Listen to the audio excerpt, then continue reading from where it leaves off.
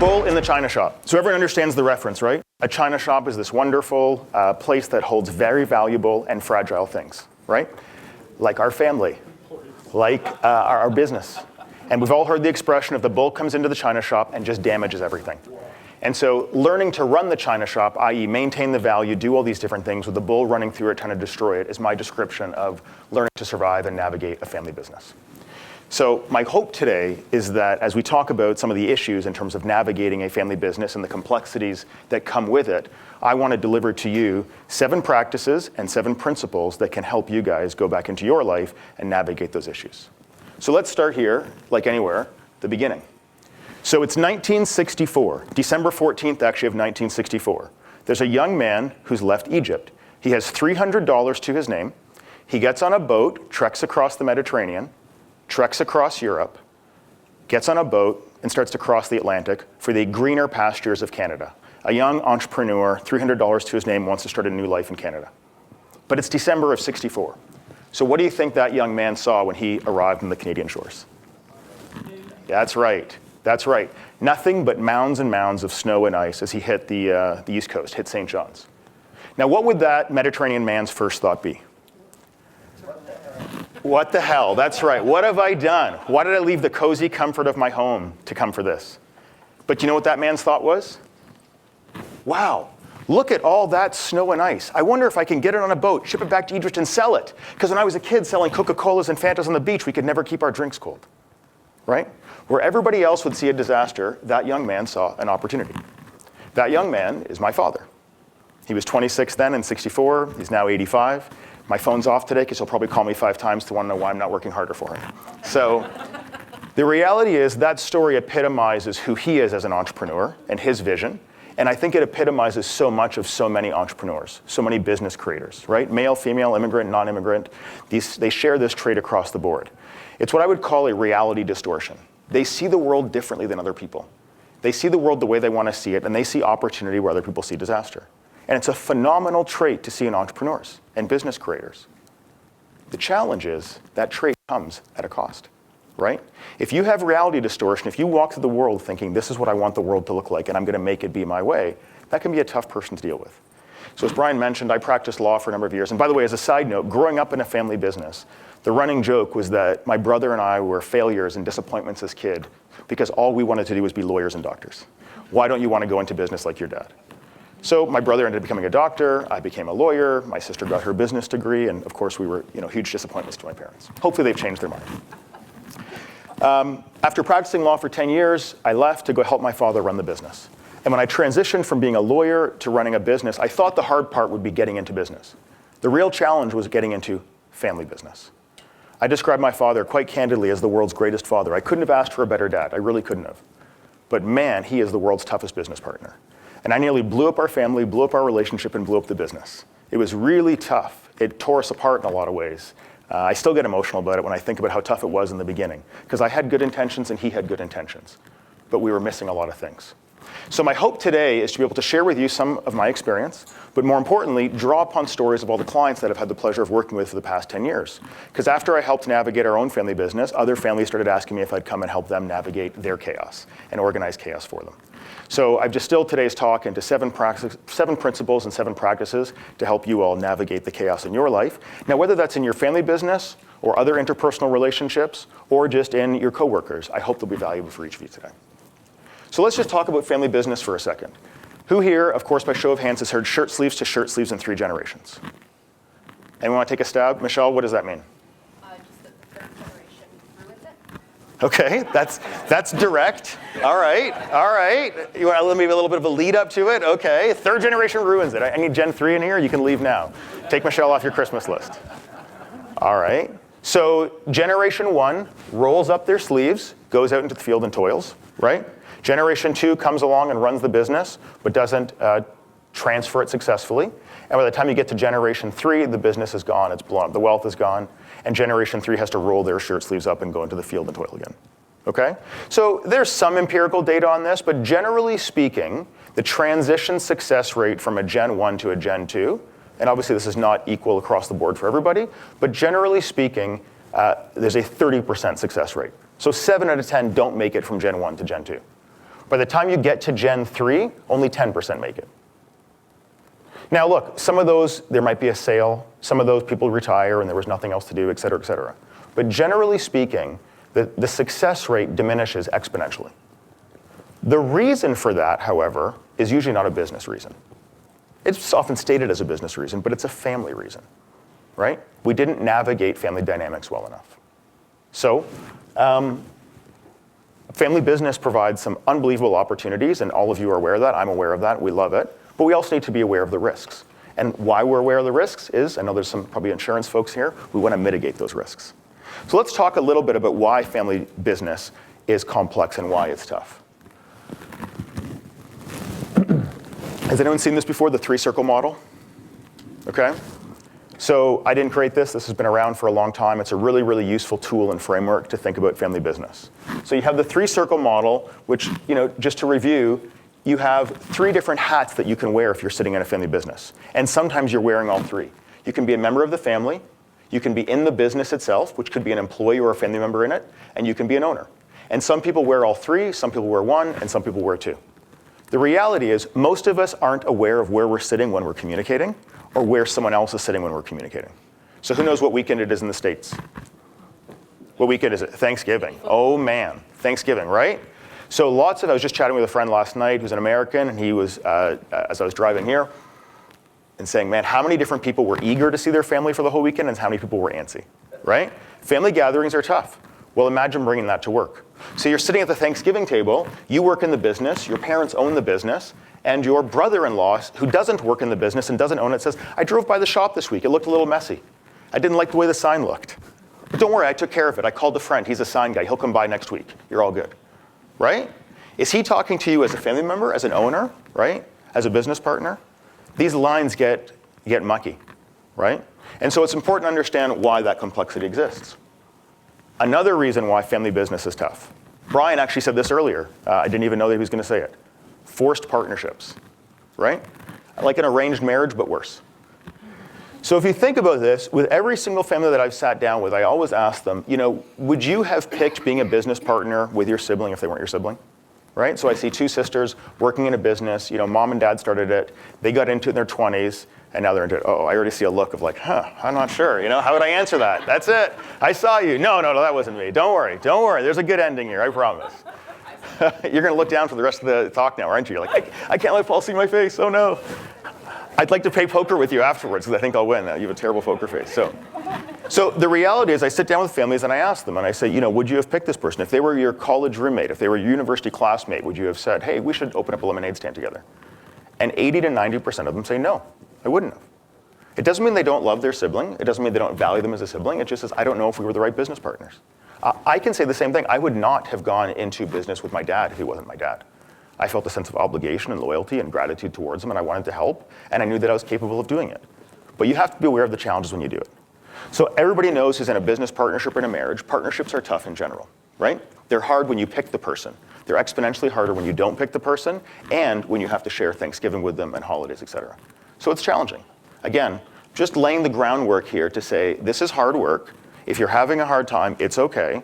There are some ways to navigate it and some ways to, as you'll hear, optimize it.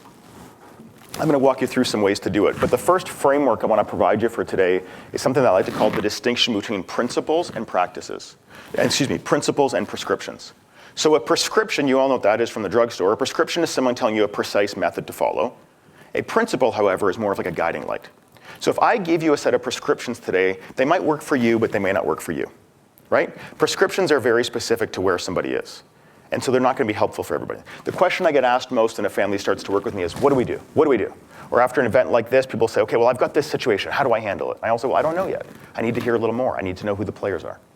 So, the best example that I have is, if you think about exercise, this is, me and my mom both go to the gym. That's not me. I'm way more jacked than that guy. I just got a picture of a guy who was like less, not nearly as fit as me. But and my mom is much more fit than this woman. Don't worry. So my mom goes to the gym and I go to the gym. But the prescription for my mom's workout is very different than the prescription of my workout. If she did my workout, she'd have a heart attack. If I did her workout, I'd have a heart attack of boredom. So the reality is, the principle is we go to the gym to work on our health and our fitness, right? That's the guiding light. We find healthy ways to move our body. So for today, I'm going to walk you through principles as opposed to prescriptions. The next framework I want you to think about is something that's going to weave its way into every part of today. And I want you to think about, getting up on any single morning and thinking I need to go outside and I need to get dressed properly for the weather. Michelle, you've done this before. So we go outside, we open the door, and we look, and we say, what's the weather today? Right? So anytime you're making a decision, and we'll use weather as the example for today in your wardrobe, the first thing you have to do is identify the weather. Now, if you identify it incorrectly and you say, it looks like it's a hot day today, but it's really a rainy day, you're going to get wet. In my case, my hair will get really frizzy, right? We all know what that's like. All right? So the first thing you have to do is identify. It's raining. The next thing you do is you manage it. How do you manage the rain? Managing it is just basically finding a way to make this thing non-harmful to me. So you have an umbrella or you have a rain jacket, right? The third thing that you do in any situation is you learn to optimize it, which is now how do I make this situation work for me? How do I get the best results? So again, with rain, identify the weather, manage it, get a raincoat, and optimize it, fill up buckets of water, and now I can water my plants and save money. Okay? So you're going to hear me talk a lot today about identify, manage, optimize. When it comes to family dynamics and a lot of these principles, identify, manage, optimize. Try it and apply it to lots of different things. If you're feeling a certain way one day, ask yourself, how do I feel? Identify what you're feeling. How do I manage this? How do I get through this meeting knowing that I'm angry or I'm frustrated or I'm hurt by this person? How do I optimize it? How do I get this situation to work out positively for me? All right? All right, everyone ready to start the 7 principles? Keen, you're awake still? You're looking back up, so you're fine? Okay, good. All right, principle number 1. Your assets and your liabilities are very often the same thing. So think about this for a moment. Your family business is a great asset. It's a financial asset. It's probably done a lot of wonderful things. Giving people jobs, giving you a sense of identity, right? Created wealth for your family. It's also a potential liability. What else? What are some of the liabilities of a family business? Tension, conflict, emotions, right? Just normal business stress in general. Business in general can be stressful, right? I've had a career where I was a lawyer for a lot of years and I worked for somebody, and I've now been self-employed for a number of years. They're very different, right? My wife used to say to me all the time, she's like, you don't get freedom and certainty. You got to pick a path, Paul, which I thought was great advice from my wife. Individually, as traits, our assets and our liabilities are very often the same thing. So if you're a person who's a deep thinker, I like to think a lot about things. That's a great asset, right? You're a deep analytical thinker. The liability of that is you might be a slow decision maker because you need more information than the average person, which is a liability in some situations. So think about yourself in your own life. Your asset and your liability is very often the same trait. And in your family business is a great asset, but it's also a potential liability. Just here like fire. Fire can cook and fire can kill. Fire is the best metaphor. Without fire, we don't live here in Canada, right? We need it to stay warm and to heat our food. But of course, it causes harm to us. So a campfire can be a family uniting experience, but obviously a forest fire is a destructive. So think about that as you think about your family business. Identify what some of these assets are, learn to navigate them and manage them, and of course, optimize them. Principle number 2. In life, disappointments are simply expectations not met. Think about any single time you've ever been disappointed. It's been an expectation not being met, right? This is my wife every Valentine's Day. She has an expectation of what I'm going to do, and I have an expectation of what I think I need to do, right? And the expectation's not met, so she's disappointed, right? Think about one of the best examples, and hence the photo here of trying to ski on a day where there's not enough snow, is the weather. We're all Canadians. If you go out in January and it's plus 10 degrees and sunny, Michelle, are we happy or sad? Oh, we're very sad. In plus 10 in January. In January, plus 10. Oh, I don't know. I thought I was going skiing. Oh, no, sorry, not sad. Just a regular day. You go out to clean up your car, and it's plus 10 in January. Well, I suppose I might be pleasantly surprised. Right, we're pleasantly surprised. If it's plus 10 in July, we'll try this again. If it's plus 10 in July, then what? Then I'm very disappointed. Right, everyone understands? So it's not the weather that makes us happy or sad. It's the weather. I'm going to pick on you again, Michelle. Don't worry, you're not out. I'll give you a chance at redemption. Don't you worry. So if it's plus 10, it's not plus 10 that makes us happy or sad, it's plus 10 relative to what we thought the weather was going to be. So if you think about your interpersonal relationships and think about managing the bull in the china shop, so to speak, so much of this comes down to our expectations of each other. So I just sat in the room with a family recently, and they're 20 years into their family business relationship, and it's actually quite intense. And the father is turning to the son and saying, this is what I've been waiting for you to do for 20 years. This is what I expect. I wanted you to bring something to the table.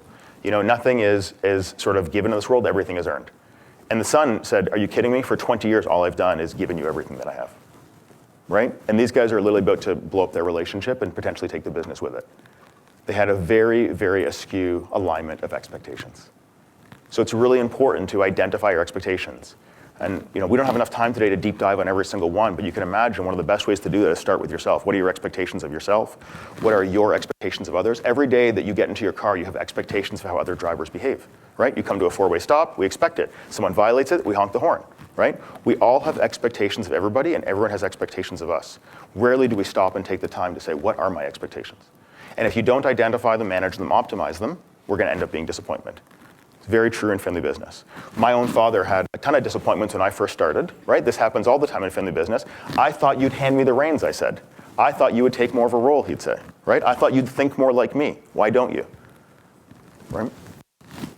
Principle number 3, the monster gets uglier when you look away. There are all these areas in our life that we're sort of like, I know that's something I should probably address, but I don't want to. Right? And so we look away. And we look away for good reason. It's easier to look away. It makes our life better. I like ignoring my problems too. The problem is, it only works for a little while. It gets uglier over time. So I've got a client that I worked with for a number of years, and when I got hired by them, they had their 2 kids in the business, and they had done what a lot of parents do, which was born of good intentions, treat their kids equally. And over the course of 20 years, they realized that what a lot of parents realize. It wasn't in my bio, but I'm a father of 5. And yes, I know how it happened. We stopped sharing toothbrushes, don't worry. So, the reality is, what this family realized is what a lot of parents realize, which is I love my kids the same, but their skill set is not the same. That's a common reality in family business. But I've always tried to make my kids end up the same. I've always tried to have equality of outcome, right? You're both VPs and you're both going to get the same salary. But someone adds a lot of value to the business, and someone, to be honest, adds a lot of value in some other area of life, but not this. And we try to ignore that truth because it's uncomfortable. We all know businesses that overstay their welcome. They should have exited and sold, right? But they looked away from the numbers. They didn't like the numbers, they looked away from them. So my invitation to everybody is when you're trying to think about navigating family business is be mindful of what those monsters are and look at them. Because when you do look at them, they actually become much less scary. You can actually manage them and navigate them. I remember my sort of intro to fatherhood, the first time I think any parent has had this, where my daughter, who at the time, she's a teenager now, but she was 2 then, woke up with nightmares. I think we had read her Little Red Riding Hood. And she woke up in the middle of the night with nightmares, and she called for me, and I sort of came into her room, and I said, what happened, honey? And she said, it was awful. I had this dream, and this wolf was chasing mom, and mom was running through the forest, and the wolf was coming, and then I woke up screaming. And my first instinct as a dad was like, I wanted to say, it's okay there, honey, dear, it's okay. I'll take it to a night. And then I thought instead, I was like, what did the wolf look like? She's like, what? I said, what did the wolf look like? She said, well, it looked like this. She starts describing the wolf, and it had, teeth, and it had a big nose. And I said, great, tell me what your mom looked like. She's like, well, mom was running. I said, mom's a fast runner, isn't she? Yeah, she is. Mom's got strong legs, isn't she? Yeah.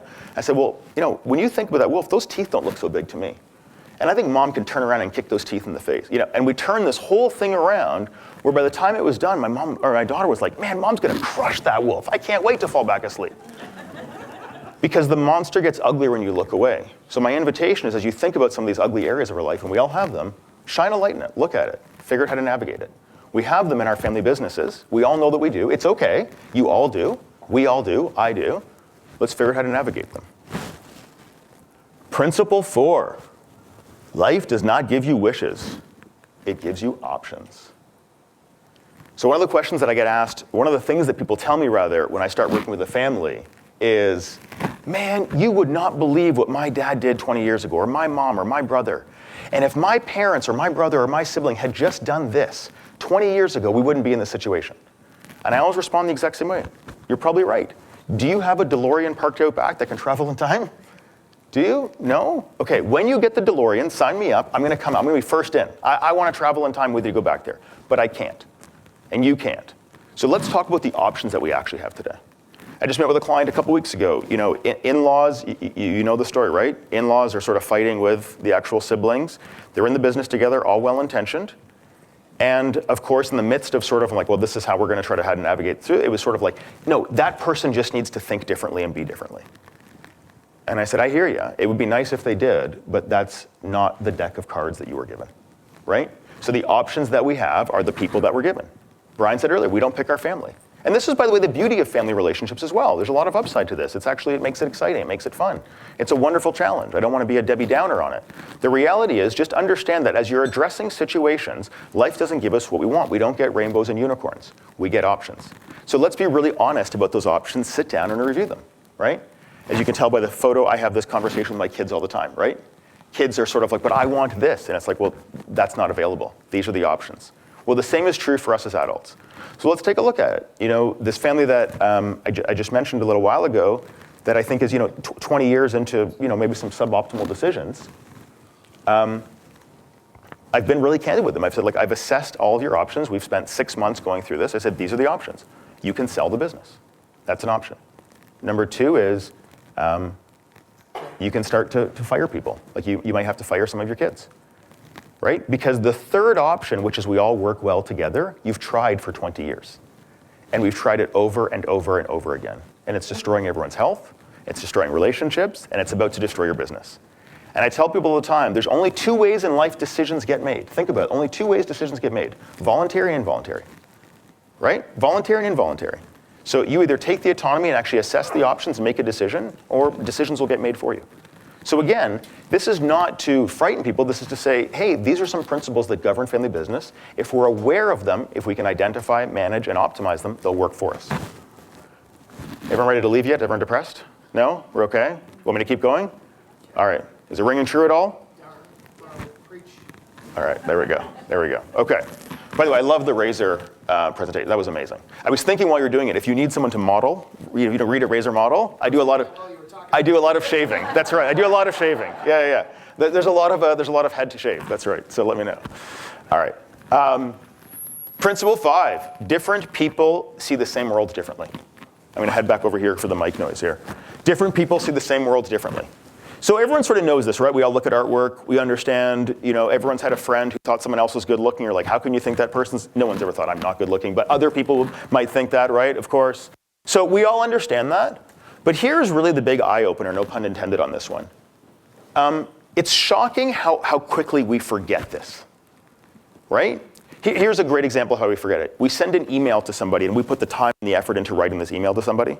And we're expecting that they're going to put the same level of effort into the email they write back. And what do they send you back? Thanks. Will do. Yeah, sure. I'm like, what are you doing? I spent like 8 hours thinking about that email. I had paragraphs, I had headings. Why don't you put a little more effort into your, at least fake it, right? And you're angry at the person. You're like, why don't you communicate the way I communicate? I'm an amazing communicator. Just try to be more like me. It's the best, right? We all think that. But as soon as you sort of snap your finger and realize the rest of the world isn't like me, they don't think like me, they don't act like me, they're not going to respond in the same situations the same way I'm going to do, your level of enjoyment of life elevates. Because you're no longer walking around frustrated and disappointed in people. You start to realize, oh, this person's different. It doesn't mean I think the way they're thinking is right, but I instantly understand they think differently. So there's this family I've been working with for the past year. They're awesome. They're great. They've got 2 daughters in the system. And they're working together. And every time I sat down with them, it turned into like a massive fight. Every time, like without fail, within about 10 to 20 minutes. And I finally sat them down and said, do you guys want to solve this? And they said, we do. I said, okay, well, then you have to sort of like challenge yourselves a little bit. You have to start actually changing your view of things if you want the world around you to change. I said, I'll be quite candid. I said, otherwise, like, let's not waste any more time together. And I walked them through how different they are, which is interesting because anybody who has a sister or like a same-sex sort of sibling, you realize you're raised in the same house, you're the same gender, but we end up very different, right? It's always fascinating to me how different siblings are and how surprised we are that our siblings. I have the same thing with my brother. I'm sort of like, but we're the same. Why don't you, right? Why aren't we more alike? And then you remind yourself. So I sat down with them and I said, your sister doesn't think the same way that you do. Her communication style is night and day different than yours, and yours is different than hers. And I'm not saying one's right and one's wrong, but they're very different. So every time you interact with your sister, you give an A, right? And you expect an A back, but you give A and she gives B. And to her B, you give C, right? And this is like the love languages you were chatting about over the break, right?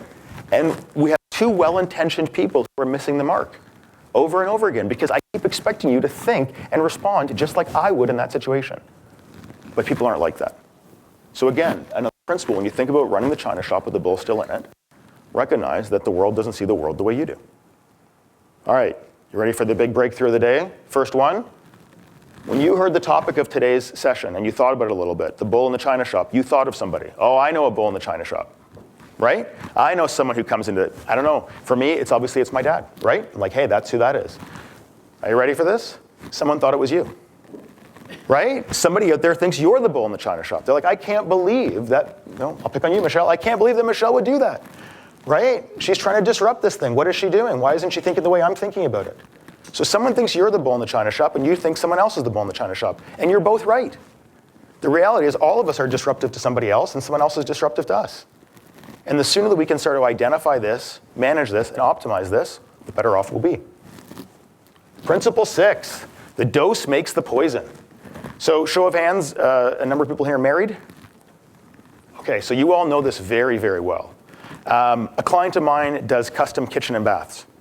And they say that when the young newlywed couple comes in, they're like, oh, we just want a nice bathroom, and they plan a single sink bathroom.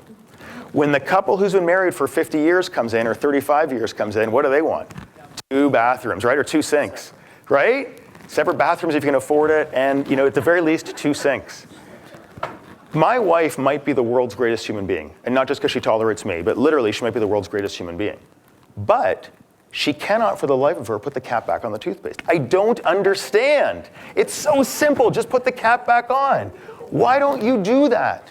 I went on a biking trip with one of her brothers. He did the same thing. I'm convinced it's a genetic disorder. I'm going to get my kids into treatment really early on so that they don't inherit this terrible trait, right?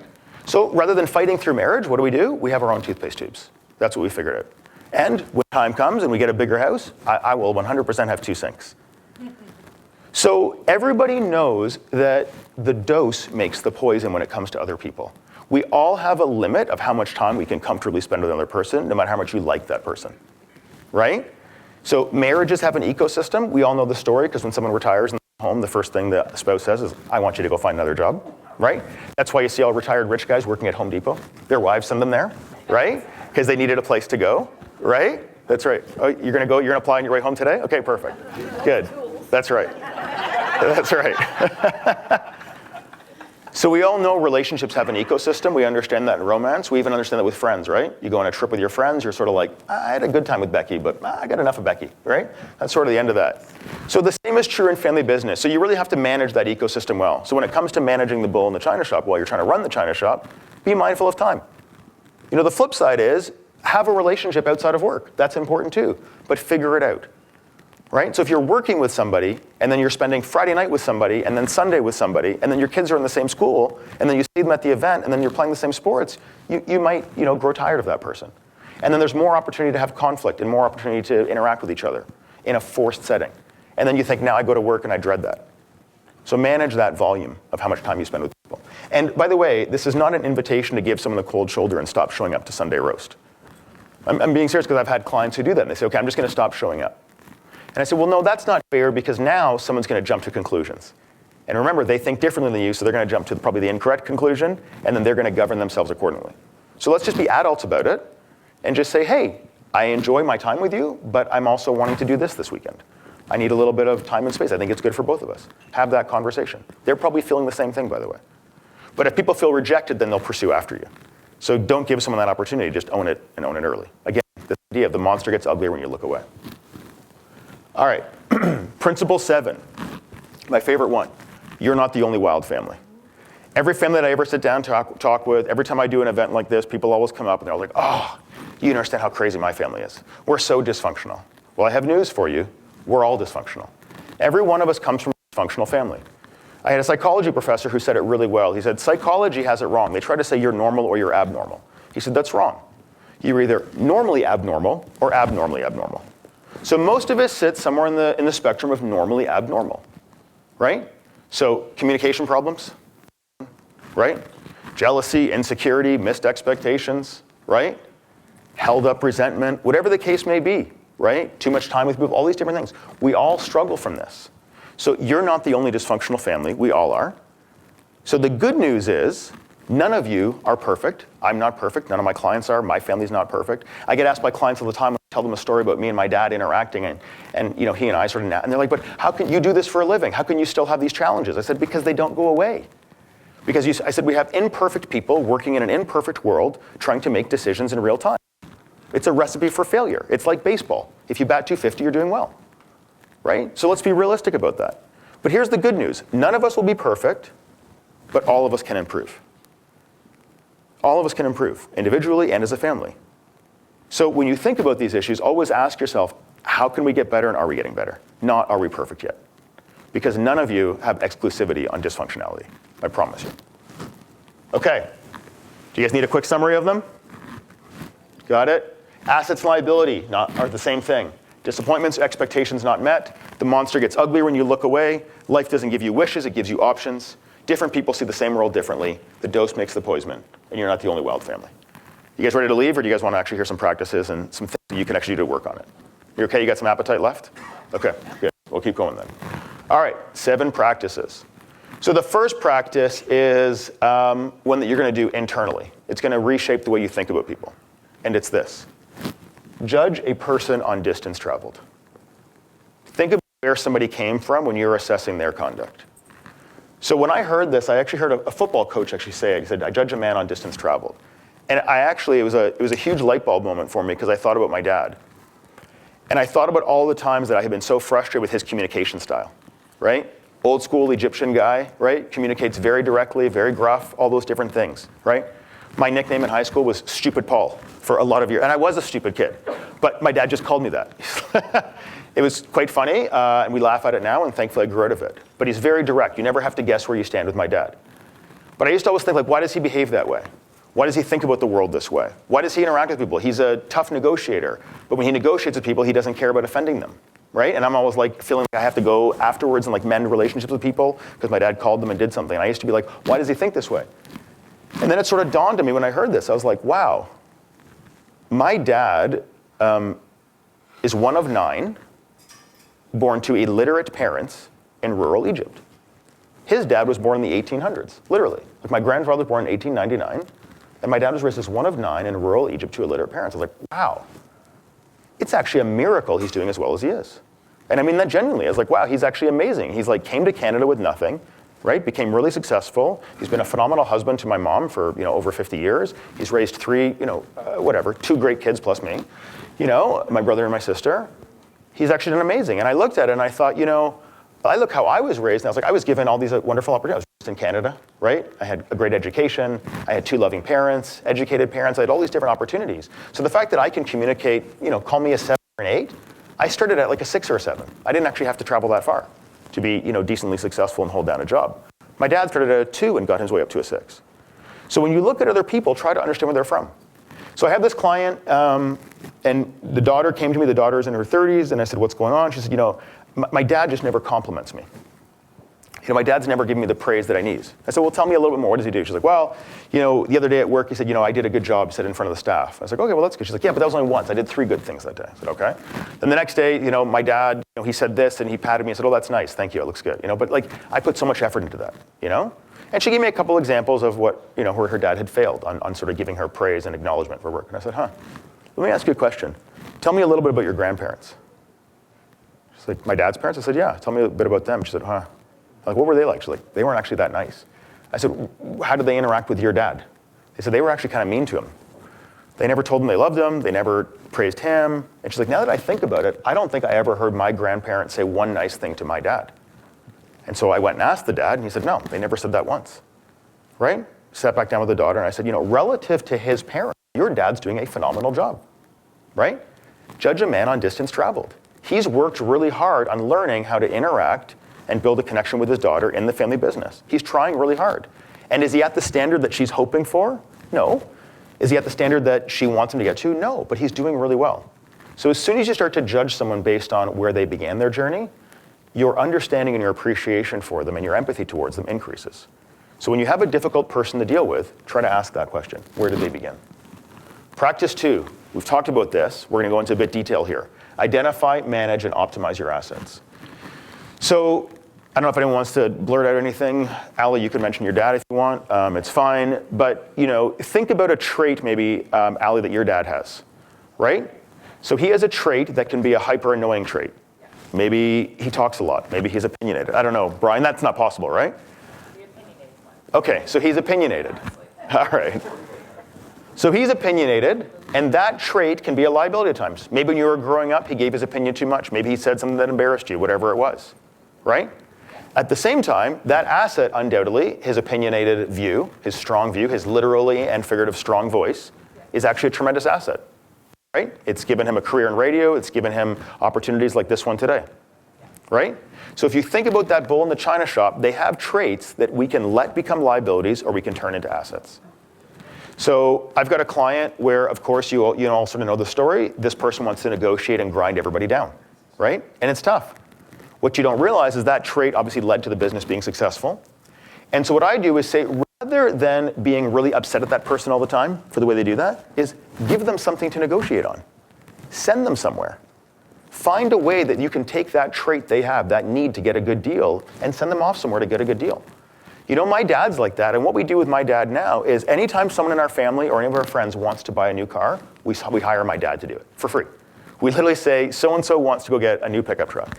And my dad will go to the same Ford dealership every single day for 3 weeks straight and grind every single salesman down to the point where they are pushing him out of the door with him trying to get free Ford hats and coffee on the way out the door. And he just did this recently for my brother-in-law. My brother-in-law is super happy. He got like a brand new F-150, at a great price. I was super happy because my dad was busy for 3 weeks doing it. It was perfect. Everybody won. Ford didn't win, but who cares about Ford? We won. So as I like to say to my clients, when you have a bull, give the bull a matador to chase. Give the bull a matador to chase. That's how you manage the bull in the china shop. Give them something to do. When parents retire from business, I always say to them, do not retire to nothingness. Find something else, because you are wired a certain way to keep doing something. It'll keep you alive. Our family business now is stone quarries. We have 3 quarries.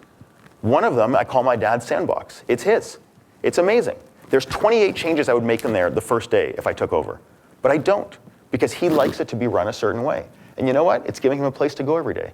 He likes going, he likes selling, he likes talking to staff, he likes machinery. He takes pride in it, right? I've got a client who, she used to say her dad, and it could be a dad, it could be a mom. She said all he wants to do in the morning is just wake up and swat. He's a tiger who just wants to swat bunnies. He just loves it. And he'd call the business and he would do that. We said, no, we're going to get this guy doing something else. He's a great thinker, loves the deal, loves moving and shaking. So we found a bunch of boards. Now he's sitting on boards. And he's not bored sitting on boards. He's got something to do. So give the bull a matador to chase. Practice 3, provision before pursuit. So this actually comes from child psychology, a guy named Gordon Neufeld who said, when you have a kid, and anybody who has kids understands this, and they have needs that aren't being met, they'll start to pursue you in a way to get that need met. And our kids' attempt at pursuing us is usually suboptimal behavior, right? Kids misbehave to get our attention, right? This is the 3-year-old who's screaming because they didn't feel connected with their parent. Well, the same is true for us as adults. So if you think about it, whatever the needs are of the bull in the china shop, try to identify those and provide those needs in advance. So one of the big ones that I often hear about from families is, the parent or somebody wants a lot of information. And they harass me to get that information. What happened with sales, what are our numbers, all this kind of stuff. And I said, okay, if they want a lot of information and you ignore 5 of their phone calls during the day because they're persistent, just call them in the morning, right? Just tell them what the information is. Just give them the answer before they ask for it. And obviously there's a measure of reasonableness, but I promise as soon as you start providing the needs for people, they'll tone it down a little bit. The way that people operate is if we want something and people aren't giving it to us, then we go for it more. But if it's there for us, we're usually okay with it. So provision before pursuit. Practice 4, celebrate the small victories along the way. So that example of that client that I gave where her dad was praising her and he was doing a good job, right? Not as much as she wanted. I said to her, now when your dad does it, celebrate that. That's good. Let him know, right? Say to him, hey, you did a good job. So Michelle, I'm going to try on you again. Are you married by chance? Okay. So, I don't know, I'm sure your husband's near perfect. But, close? Close enough. Close enough. All right. So what have you found? That he responds better to praising the thing that he's improved in or criticizing the thing he hasn't? What has worked better? Praise for sure. That's right. Right? Men, we're kind of simple. Right? Just a little pat in the back. My mother-in-law is the best at this. Every time I come over, she's like, wow, I really need someone strong to open this pickle jar, or to carry this rock, or to do this. I'm like, oh my gosh, I'll do it. I'm first in line, right? So humans do well when we celebrate the small victories. We all know this from our kids, right? We all know this from each other. We all know this if we're an employee somewhere, right? Someone says, I really like the way you did that. You put a lot of time and effort into that. I appreciate that. I'd still like a little more from you, et cetera. So celebrate the small victories and focus on progress over perfection. All right, practice 5. Clearly define wins and clearly define losses. We started to speak about this with someone over the break. So I can't tell you how many families that I've been hired by where they come down, they're 20 years into something, and they say, I don't understand. This person thinks that we're unsuccessful, but look at all these things that we've done, right? It's because they had different definitions of a win. So every time I sit down with a family, I always say, we have to define what a win looks like. If we roll the clock forward 20 years, where does the business land? And I can tell you, if you actually go through that exercise, which is a really simple exercise, some people say, we've sold it, right? And other people say, we've passed it on to our kids. Well, those are two very different things.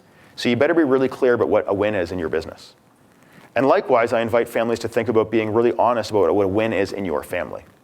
So this is a little something I call the family business wager. So think about this for a moment. In a family business, you have two variables, the family and the business. And you can get a win or a loss in either one. So there's only 4 outcomes. You can win in the family, lose in the business. You can lose in the family, but win in the business, right? We all know those stories. You can lose both, or ideally you can win both.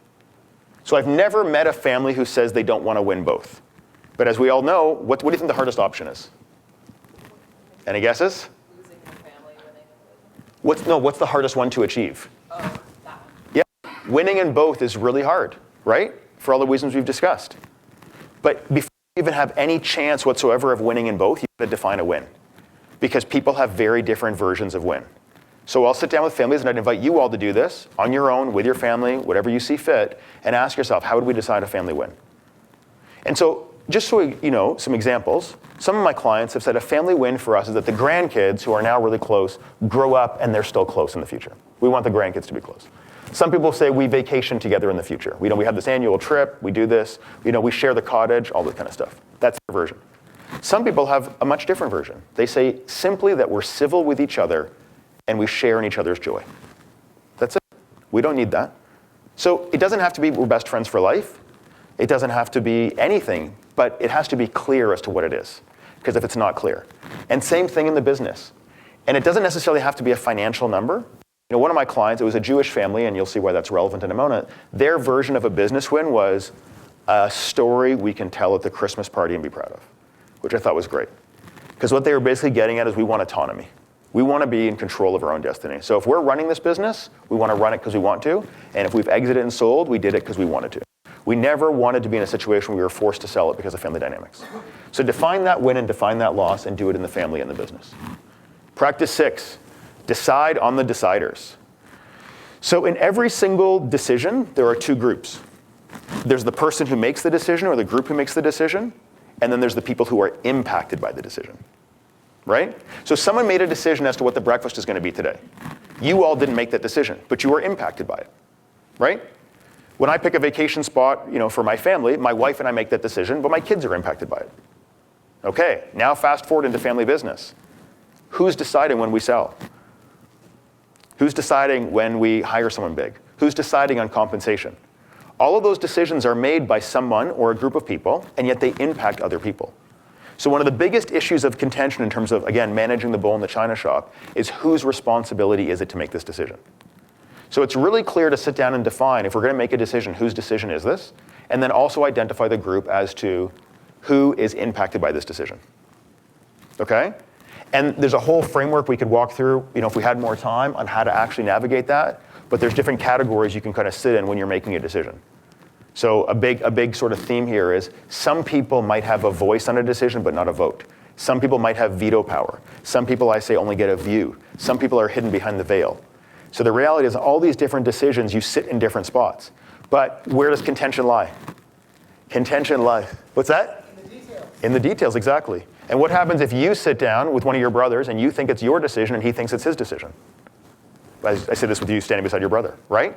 Now there's a problem, right? All of a sudden it's like, wait a second, I thought this was my realm. I thought that I could do this. So that's where the contention lies.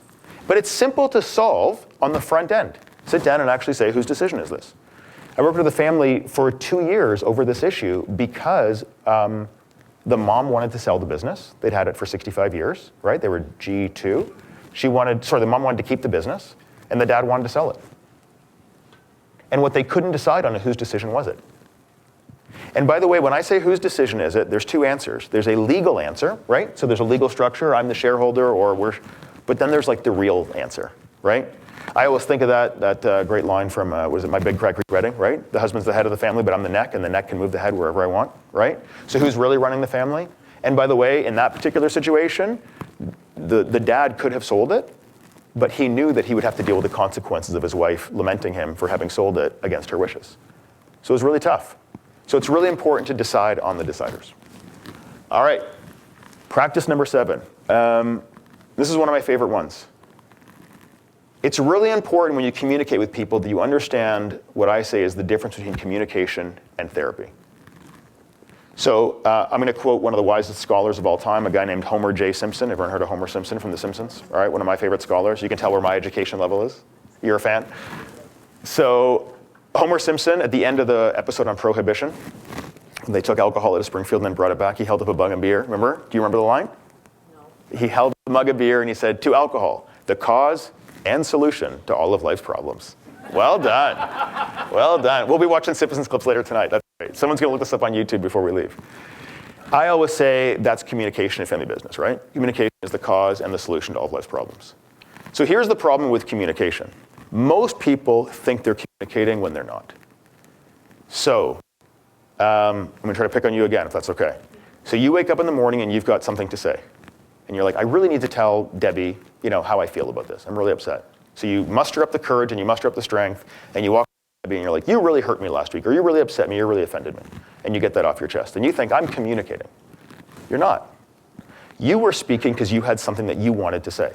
That's therapy. And by the way, it's super valuable and it's essential. As a good friend of mine says, half the world has a therapist and the other half should. Right? And therapist doesn't actually have to mean you're laying on someone's couch and talking about their problems. It's literally your girlfriend over coffee. For me, it's I go mountain biking every weekend with a buddy and we just talk about issues in life. My ideas have to go somewhere. Right? So, don't view therapy in this like strict medical sense. View it as I need to get my ideas out. I need to talk through this. We all need to talk through ideas, think through ideas. That's why journaling is helpful and talking to your friends is helpful. So the reality is therapy is really important. And by the way, I think it's essential to surviving a family business. If you don't have it already, start to establish someone or a group of people in your life that you can talk to about issues, where you can share openly, deal with some of your frustrations in a consequence-free atmosphere. It's really valuable because those thoughts and those feelings have to go somewhere, and if they don't go somewhere healthy, they'll go somewhere unhealthy. I say to my wife all the time, and I'm an avid mountain biker, whatever I've spent on mountain bikes, which is a lot, it's worth it because it's less expensive than a divorce. Right? Because I just need that time and I need that space. And I say all kinds of terrible things about how upset I am with my wife while I'm biking. And then I come home and I'm a good husband again. Right? So you need those places. Okay, so what's communication then? Communication is there's something that has to be heard. So this is how I like to define it. Therapy is telling someone what you want to say. Communication is telling someone what you want to be heard. And what you want to say and what you want to be heard are not the same thing. So if you think I want to communicate with someone, so back to you, right? I'm upset at Debbie, right? The way that she hurt you. It's like, okay, what do you really want Debbie to hear? So think about that. And then, look, I'll be honest, that takes a little bit of work, but all great and worthwhile things do. So ask yourself, who is Debbie? What's her communication style, right? What state is she in? How's she actually doing at this point? What do I really want her to hear? And think about that a little bit and share that message in a way that lands. That's effective communication. Again, it takes more work. And anyone who's married who knows we don't always do this, right? And anyone who has kids knows, and anyone who's in a family business knows we don't always do this. But it's very important to do it. So I can't tell you enough the importance of recognizing the difference between communication and therapy. Both are essential, but don't confuse the two. How's everyone doing? Okay? Too much info? A lot of info? Right amount of info? What do you got? Good? You guys ready for the bonus round? All right. We got one bonus round, but before that, the quick summary. 7 practices. Judge that person on distance travel, identify, manage, and optimize your assets, right? Give that bull a matador to chase. Provision before pursuit. Celebrate those small victories along the way and focus on progress over perfection. Clearly define those wins and those losses, decide on the deciders, and understand that difference between communication and therapy. Okay, bonus round. When you're running the china shop with the bull still in it, gratefulness leads to greatness. So here's what I really mean by this. We all know, we've heard, gratitude's a big buzzword now. It's totally true. If you're grateful, it's hard to be angry. All these different things that you've all heard and listened to, whatever talks you've listened to, it's all true. Gratefulness does change our state, and it's a very good thing. But when I say that it leads to greatness, it really changes how we value and appreciate our family business. So I talked earlier in the story about my dad and his reality distortion, right? And how he just sees things the way he wants to see, and how that's made him a wonderful businessman and a great father, but a very tough guy to work with. So, almost 50 years later from that 1964 arrival, we are sitting at Princess Margaret Hospital in Toronto. This was a few years ago, and everyone knows what happens at Princess Margaret. You get cancer diagnosis there. So we had just left. Don't worry, you're not going to cry. My dad's still alive. It's okay. I promise. I'll just land that plane now. We had just left the oncologist's office. We had just got this terrible news, and my dad had been diagnosed with cancer. And we were really upset, and he was going to have to, start treatment the next day and go in through a surgery. And I remember sitting down with him in the little diner downstairs, and I turned to him and I was like, Dad, how do you feel? This is such crazy news, He's like, how do you feel? He's like, what do you mean? I was like, how do you feel? How does it feel? She just told you have cancer. And he looks at me and goes, what are you talking about? I was like, what? He goes, I don't have cancer. I said, pardon? We're at the hospital. He's like, I don't have cancer. I feel fine. The guy literally wouldn't even admit that he had cancer. It was amazing. He was going to radiation treatment, and he was like, I just have a medical appointment today. He wouldn't even admit it. When he had to take 2 weeks off going to the quarry to go in for his surgery, he finally told the guys at the quarry, guys, I have to be away for 2 weeks. I might have a little bit of cancer. That was the highest concern. I just love that attitude. I absolutely love it. It inspires the heck out of me. I tell my kids that story all the time. They love that story. Everyone loves that story because it describes who this guy is. It's who he was when he sat on that boat, right? Almost 60 years ago, and said, look at all that snow and ice, right? It's who he was as an 80-something-year-old finding out he has cancer. It's who he is every single day. It's who he was throughout my life. I am so grateful for this. It made me such a better person. It's making my marriage better. It's making my kids' life better. And I'm so grateful for the family business that he created. And I'm so grateful for the opportunity I have to be in it. Yes, it's very tough, but I've established a great relationship with my dad. It's brought our family closer because we've worked on it. And I say to my clients all the time, what an opportunity this is. So when you think about that bull in the china shop, the last thing I want to leave you with today is let's be grateful for that bull's bullness, because that gratefulness will lead to greatness. Thank you.